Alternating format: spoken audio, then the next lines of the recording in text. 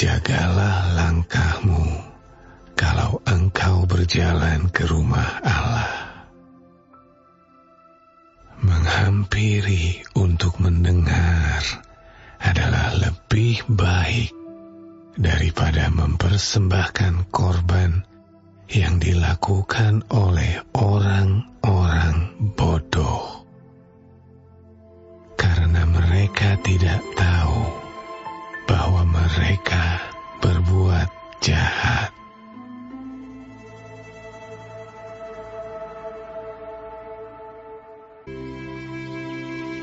Janganlah terburu-buru dengan mulutmu, dan janganlah hatimu lekas-lekas mengeluarkan perkataan di hadapan Allah, karena Allah ada di sorga dan engkau di bumi.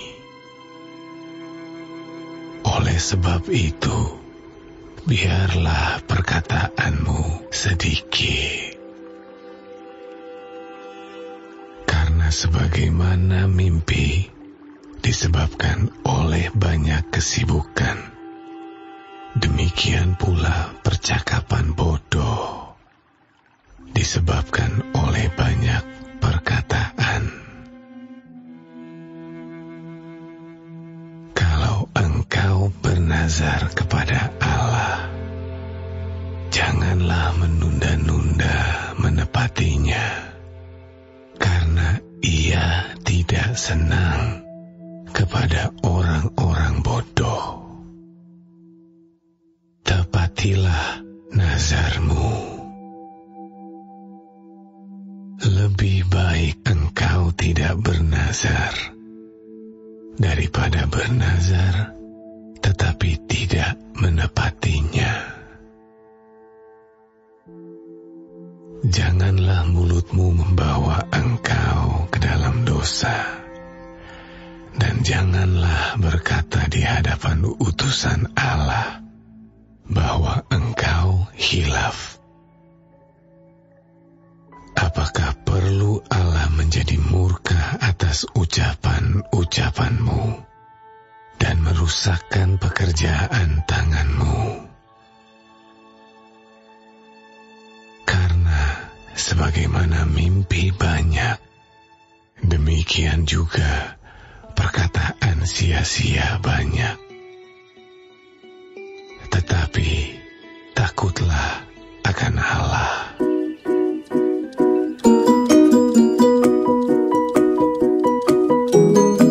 Halo adik-adik, selamat pagi. Apa kabarnya saat ini? Saya berharap adik-adik dalam keadaan sehat semuanya ya. Nah, kita akan mulai ke sekolah minggu kita pada pagi hari ini, memasuki pelajaran 11. Tapi sebelumnya kita akan terlebih dahulu berdoa. Kami bersyukur kepada Tuhan Yesus Allah, pencipta alam semesta. Kami mau bersyukur untuk kebaikan Tuhan, karena pada pagi hari ini kami boleh datang di hadirat Tuhan, berkumpul bersama-sama melalui online Tuhan, mendengarkan firman Tuhan, belajar firman Tuhan. Kami mau bersyukur dan berterima kasih untuk setiap didikan Tuhan di dalam kehidupan kami. Sertai kami sepanjang kami mempelajari pelajaran pada pagi hari ini Tuhan. Kiranya kami boleh mengerti dan kami juga boleh melakukannya dalam hidup kami. Terima kasih Bapa, di dalam nama Yesus Kristus kami berdoa. Amin. Nah adik-adik, pelajaran ke-11 ini judulnya adalah ibadah yang dikehendaki Allah. Diambil dari Pengkhotbah 4 ayat 17. Nah kita mau melihat dulu dari Kamus Besar Bahasa Indonesia, apa artinya ibadah?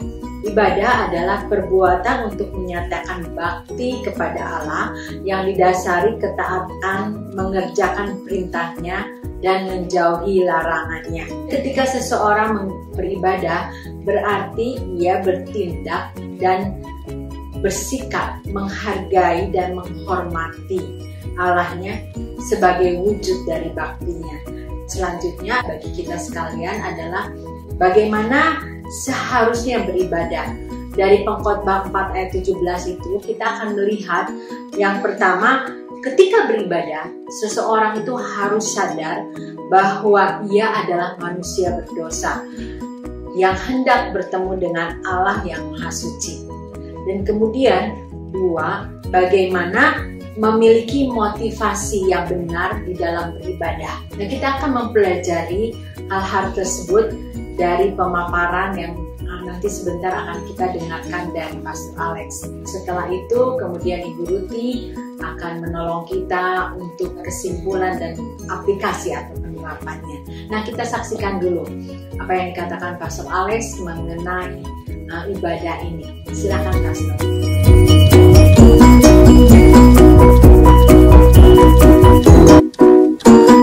Bapak, Ibu, saudara-saudari, adik-adik yang sangat dikasihi oleh Tuhan Yesus, Shalom. Nas yang akan kita renungkan kali ini adalah dari Pengkhotbah 4 ayat 17 sampai Pengkhotbah 5 ayat 6. Nas yang sama ini di versi-versi Alkitab tertentu adalah dari Pengkhotbah 5 ayat 1 sampai 7. Tema yang akan kita renungkan dari nas ini adalah ibadah yang dikehendaki Tuhan. Kita akan membuka renungan kita ini dengan merenungkan ayat 17. Di Alkitab Bahasa Indonesia versi terjemahan baru, ayat ini, jagalah langkahmu kalau engkau berjalan ke rumah Allah. Menghampiri untuk mendengar adalah lebih baik daripada mempersembahkan korban yang dilakukan oleh orang-orang bodoh karena mereka tidak tahu bahwa mereka berbuat jahat. Versi Bahasa Indonesia sehari-harinya, berhati-hatilah kalau mau pergi ke rumah Tuhan. Lebih baik pergi ke situ untuk belajar daripada untuk mempersembahkan kurban seperti yang dilakukan oleh orang-orang bodoh. Mereka itu tidak dapat membedakan mana yang benar dan mana yang salah. Dari ayat ini, firman Tuhan secara tersurat dan tersirat menyampaikan kepada kita melalui sang pengkhotbah mengenai aturan dan petunjuk dalam beribadah kepada Tuhan. Frasa berjalan ke rumah Allah sebagaimana disampaikan di versi terjemahan baru, yang adalah frasa pergi ke rumah Tuhan sebagaimana disampaikan di versi Bahasa Indonesia sehari-hari, ditafsirkan sebagai bertemu dengan Tuhan, yang artinya adalah beribadah kepada Tuhan. Di dalam nas ini, sang pengkhotbah menyampaikan aturan dan petunjuk dalam beribadah, termasuk mengenai menjaga langkah, berhati-hati di dalam beribadah kepada Tuhan, yang ada di ayat 17, yang nanti akan kita renungkan di dalam hubungannya dengan Yesaya 6 ayat 1, Keluaran 3 ayat 5, dan Keluaran 30 ayat 19, yaitu mengenai persiapan dalam beribadah. Aturan dan petunjuk berikutnya adalah mengenai mendengarkan, belajar akan firman Tuhan yang ada di ayat 17, yaitu firman Tuhan dalam beribadah. Aturan dan petunjuk berikutnya adalah mengenai mengeluarkan perkataan di hadapan berbicara kepada Tuhan yang ada di pasal 5 ayat 1, yaitu berdoa dalam beribadah. Selanjutnya lagi adalah mengenai bernazar, berjanji kepada Allah yang ada di pasal 5 ayat 3, yaitu bernazar dalam beribadah. Berikutnya lagi adalah mengenai takut kepada Tuhan yang ada di pasal 5 ayat 7, yaitu bersikap dalam beribadah. Merenungkan frasa awal di ayat 17, jagalah langkahmu kalau engkau berjalan ke rumah Allah, dengan memperhatikan Yesaya 6 ayat 1 sampai 4, di mana Nabi Yesaya dengan penuh kekaguman menggambarkan Tuhan yang dia sembah, yaitu Tuhan yang duduk di atas tahtanya yang tinggi, yang dikelilingi oleh para serafim, yang seluruh bumi penuh dengan kemuliaan Tuhan ini. Dan dengan memperhatikan Keluaran 3 ayat 5, yaitu tentang Musa menanggalkan kasutnya saat bertemu Tuhan, dan dengan memperhatikan Keluaran 30 ayat 19 sampai 21, yaitu mengenai Harun dan anak-anaknya membasuh tangan dan kaki mereka saat bertemu Tuhan. Dari ayat-ayat ini secara tersurat dan tersirat kita mengetahui bahwa di dalam umatnya beribadah kepadanya, Tuhan menghendaki umatnya itu untuk mempersiapkan diri, termasuk membuang segala sesuatu yang kotor dan jahat dari umatnya itu, yang dari konteks Alkitab kita mengetahui yang melakukan itu adalah Roh Kudus Tuhan, dan Roh Kudus Tuhan ini melakukannya melalui firman Tuhan, sebagaimana antara lain disampaikan di Yakobus 1 ayat 21. Merenungkan frasa akhir dari ayat 17, menghampiri untuk mendengar adalah lebih baik daripada mempersembahkan korban yang dilakukan oleh orang-orang bodoh. Dan dengan memperhatikan 1 Samuel 15 ayat 22, tetapi jawab Samuel, apakah Tuhan itu berkenan kepada korban bakaran dan korban sembelihan sama seperti kepada mendengar suara Tuhan? Sesungguhnya mendengarkan lebih baik daripada korban sembelihan, memperhatikan lebih baik daripada lemak domba-domba jantan.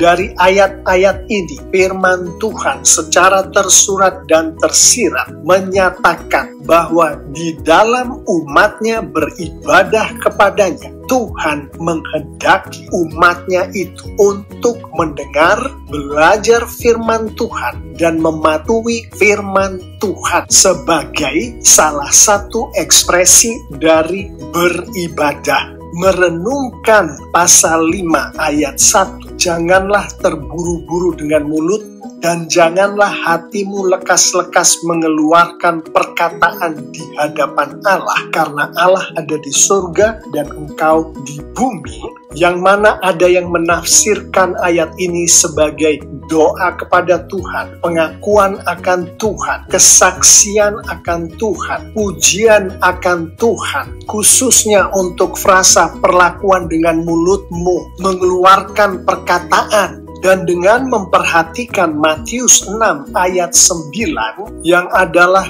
doa Bapa kami yang diajarkan oleh Tuhan Yesus kepada murid-muridnya, di mana Tuhan Yesus membuka doa ini dengan Bapa kami yang ada di surga, yang artinya adalah Bapanya, Tuhan kita ada di surga, ada di tempat yang maha tinggi. Secara tersurat dan tersirat kita mengetahui bahwa di dalam umatnya beribadah kepadanya, Tuhan menghendaki umatnya untuk memuliakan dan meninggikan nama Tuhan yang ada di surga, dan merendahkan diri mereka sendiri, merendahkan hati mereka sendiri yang adalah ada di bumi, baik dengan hati, pikiran, ucapan mereka. Merenungkan pasal 5 ayat 3, kalau engkau bernazar kepada Allah, janganlah menunda-nunda menepatinya, karena Ia tidak senang kepada orang-orang yang bodoh. Tepatilah nazarmu. Secara tersurat dan tersirat, firman Tuhan ini menunjukkan kepada kita, orang-orang bodoh adalah mereka yang bernazar, berjanji pada Tuhan, tetapi tidak menepati nazar janjinya itu. Orang-orang bodoh adalah mereka yang menunda-nunda penepatan nazar atau janjinya itu. Firman ini menunjukkan bahwa di dalam umatnya beribadah kepadanya, Tuhan Tuhan menghendaki umatnya untuk menepati janji-janji, nazar-nazar yang disampaikan oleh umatnya itu kepada Tuhan pada saat umatnya ini beribadah kepadanya. Dan di dalam menepati janji nazarnya ini, Tuhan menghendaki umatnya untuk tidak menunda-nunda penepatan nazar dan janji itu.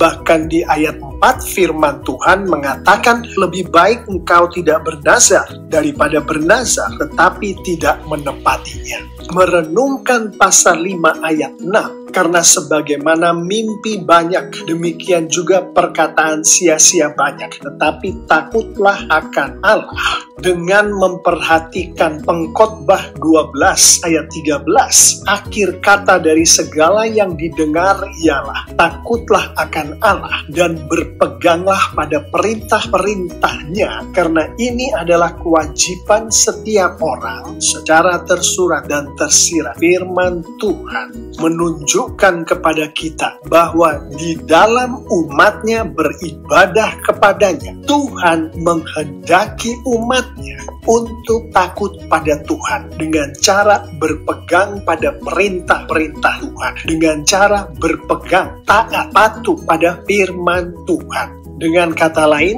umat Tuhan beribadah dengan cara takut pada firman Tuhan, patuh pada firman Tuhan. Demikianlah aturan dan petunjuk yang disampaikan oleh firman Tuhan di dalam nas yang kita renungkan kali ini. Yang ringkasnya adalah di dalam kita umat Tuhan beribadah kepada Tuhan. Tuhan kita menghendaki kita semua menjaga langkah kita, berhati-hati. Yang dimaksud di sini adalah dalam konteks persiapan untuk ibadah, yaitu membuang segala sesuatu yang kotor dan jahat dari diri kita oleh Roh Kudus melalui firman Tuhan. Selanjutnya untuk kita mendengar, untuk kita belajar, untuk kita mematuhi firman Tuhan pada saat kita beribadah kepada Tuhan. Selanjutnya lagi adalah untuk kita jangan terburu-buru, untuk kita berpikir terlebih dahulu sebelum berbicara, yaitu baik melalui hati, pikiran, dan mulut. Di dalam kita berbicara, selalulah hanya untuk memuliakan Tuhan, meninggikan Tuhan yang ada di surga, dan merendahkan diri kita yang ada di bumi. Selanjutnya lagi, di dalam kita beribadah kepada Tuhan, tepatilah nazar, janji yang kita buat pada saat kita beribadah pada Tuhan. Yang mana di dalam menepati janji nazar kepada Tuhan itu, janganlah kita menunda-nunda penepatan nazar janji itu. Dan berikutnya, di dalam kita beribadah kepada Tuhan, lakukanlah ibadah itu dengan takut akan Tuhan. Yang mana takut akan Tuhan ini adalah berpegang, patuh, taat pada perintah-perintah Tuhan, yaitu firman Tuhan, sebagaimana yang ada di Alkitab. Sebagai poin-poin penutup di dalam renungan kita kali ini, saya akan mengajak kita semua untuk meninjau kembali Pengkhotbah 4 ayat 17 dan Pengkhotbah 12 ayat 13. Menghampiri untuk mendengar adalah lebih baik daripada mempersembahkan korban yang dilakukan oleh orang-orang bodoh. Akhir kata dari segala yang didengar ialah takutlah akan Allah dan berpeganglah pada perintah-perintahnya, karena ini adalah kewajiban setiap orang. Yang mana kedua ayat ini memberikan penekanan pada perintah-perintah Tuhan atau firman Tuhan sebagai elemen utama dalam beribadah kepada Tuhan. Dan dengan memperhatikan Ulangan 6 ayat 6-7, apa yang kuperintahkan kepadamu pada hari ini haruslah engkau perhatikan, haruslah engkau mengajarkannya berulang-ulang kepada anak-anakmu dan membicarakannya apabila engkau duduk di rumahmu, apabila engkau sedang dalam perjalanan, apabila engkau berbaring, dan apabila engkau bangun.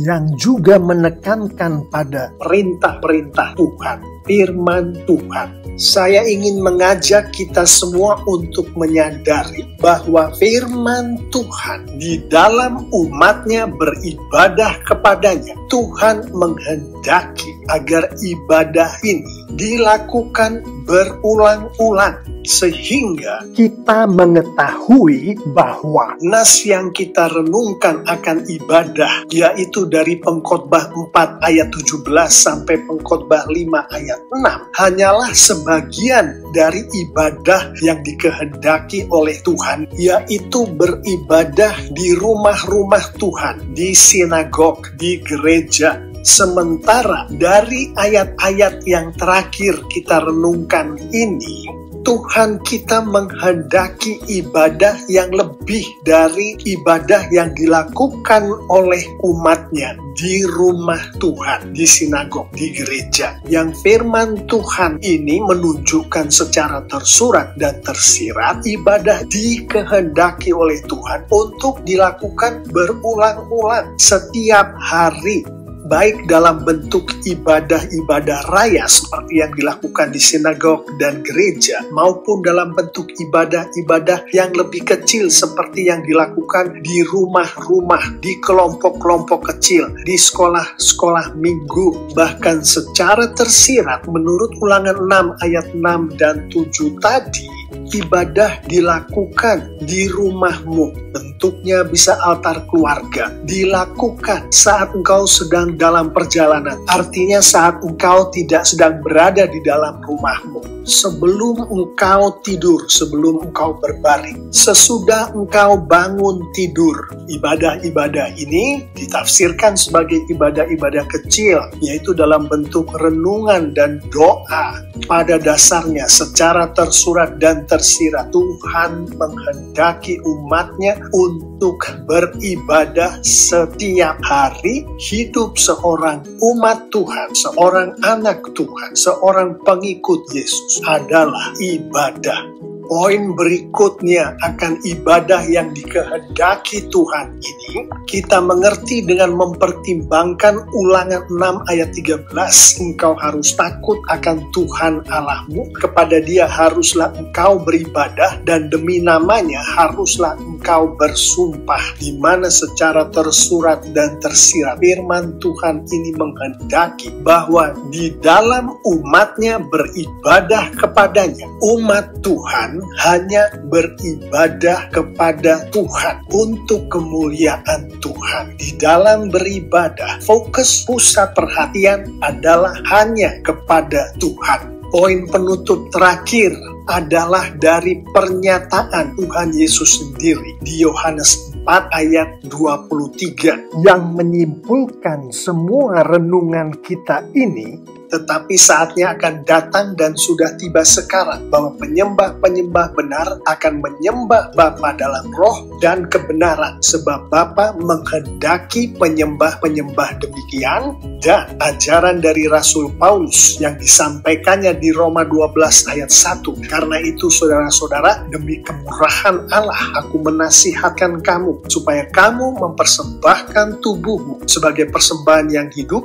yang kudus, dan yang berkenan kepada Allah. Itu adalah ibadahmu yang sejati. Firman Tuhan menegaskan bahwa di dalam umatnya beribadah kepadanya, Tuhanlah yang harus disembah, dan ibadah ini hanya dapat dilakukan oleh Roh Kudus Tuhan yang ada di dalam anak-anak Tuhan yang sudah lahir baru. Dan ibadah ini hanya dapat dilakukan dengan mempergunakan kebenaran firman Tuhan. Firman Tuhan ini juga menunjukkan Tuhan menghendaki kita semua umatnya mempergunakan seluruh tubuh kita sebagai persembahan bagi Tuhan di dalam kita beribadah kepada Tuhan, termasuk persembahkan hati, jiwa, kekuatan, juga pikiran, termasuk ucapan kita. Dengan mengetahui semua itu, mari kita tutup renungan kita kali ini dengan beberapa penerapan berikut. untuk dapat menyembah dalam roh sebagaimana yang disampaikan oleh Tuhan Yesus di Yohanes 4 tadi, penerapannya adalah berdoalah meminta Roh Kudus menjadikan Yesus sebagai Tuhan dan Juru Selamat pribadi Anda. Untuk dapat menyembah dalam roh dan kebenaran sebagaimana yang disampaikan oleh Tuhan Yesus tadi, penerapannya adalah berdoalah meminta Roh Kudus untuk membuat Anda, membuat kita membaca dan mengerti firman Tuhan. Dan mintalah Roh Kudus untuk memampukan kita, memampukan Anda untuk melakukan firman Tuhan yang kita baca, yang kita mengerti tadi dengan konsisten setiap hari di dalam kehidupan kita, yang mana ini termasuk di dalam ibadah yang dikehendaki oleh Tuhan sebagaimana yang baru saja kita renungkan. Bapak, Ibu, saudara-saudari, adik-adik yang sangat dikasihi Tuhan Yesus, saya mengimani jika kita umat Tuhan, pengikut Tuhan Yesus, menghidupi, melakukan firman Tuhan ini lengkap dengan penerapannya, maka Tuhan kita akan semakin dipermuliakan dengan luar biasa. Alkitab menunjukkan kepada kita secara tersurat dan tersirat, anak-anak Tuhan, umat Tuhan yang memuliakan Tuhan akan semakin diberkati oleh Tuhan secara luar biasa pula. Amin.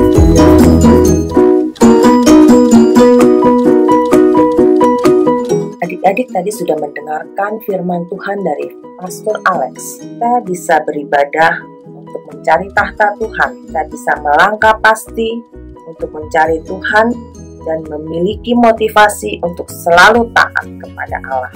Ibadah yang berkenan kepada Allah ialah dengan kesadaran penuh akan berjumpa dengan Tuhan. Di sini adik-adik juga bisa belajar ketika berada di dalam gereja, adik-adik bisa dengan sikap hati yang taat, hati yang penuh dalam mendengarkan firman Tuhan, memuji, berikan persembahan, dan melayani Tuhan. Kalau adik-adik melakukan semuanya itu, maka dalam diri murid Tuhan akan selalu ada kerinduan untuk semakin sungguh dalam beribadah. Sebagai murid Kristus, ibadah membuat adik-adik semakin dekat dengan Tuhan dan hidup adik-adik semakin menyenangkan hatinya. Di sini juga adik-adik juga bisa beribadah dengan memberi persembahan yang ada di layar ini. Pelajaran ke-11 kita sudah selesai. Sebelumnya kita membaca dan menghafalkan ayat hafalan Mazmur 27 ayat 4. Satu hal telah kuminta kepada Tuhan, itulah yang kuingini, diam di rumah Tuhan seumur hidupku, menyaksikan kemurahan Tuhan dan menikmati baiknya. Mari kita berdoa. Tuhan Yesus, terima kasih untuk firman Tuhan yang mengajarkan kami untuk taat, untuk beribadah kepada Tuhan, untuk mencari wajah-Mu, dan untuk mendengarkan firman-firman-Mu. Terima kasih ya Bapa, ajar kami terus untuk tetap setia kepada Tuhan, tetap taat mendengarkan firman-firman Tuhan. Terima kasih ya Bapa, kami mengucap syukur untuk pelajaran tentang firman Tuhan, tentang ibadah. Bersyukur kepadamu Bapa di surga, hanya di dalam nama Tuhan Yesus kami berdoa dan berterima kasih. Amin. Sampai ketemu lagi adik-adik minggu depan dengan pelajaran yang ke-12. Tuhan Yesus berkati.